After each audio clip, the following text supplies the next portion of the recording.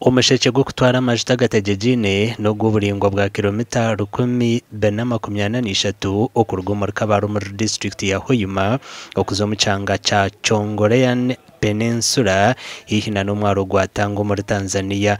So basically here what we are doing the earthworks to prepare the platform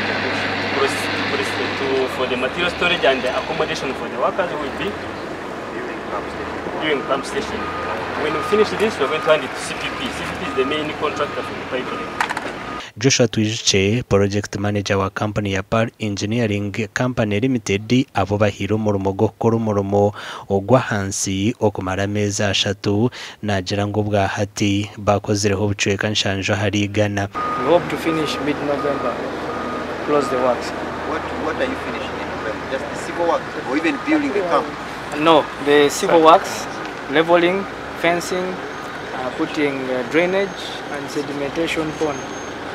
Robert Mukondo kurugo mu company y'amajuta ya Uganda National Oil Company nagira ngo bucweka kinana harigana bo mahando gu Tanzania. Because Tanzania has got a bigger stretch.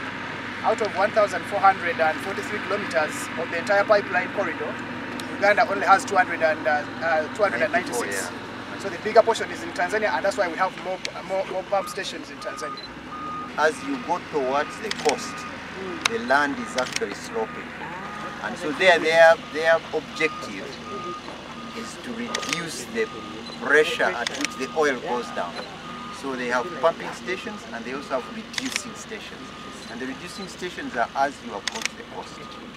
Ebyo bihwire China karaganisa kuhereza Uganda shilingi z'trillion 10 ezo kuhera umukombe ko muhanda gw'amajuta agatabonizo muri East Africa. Amakuru agagasha kwa Ambrose Nwagaba Katoto.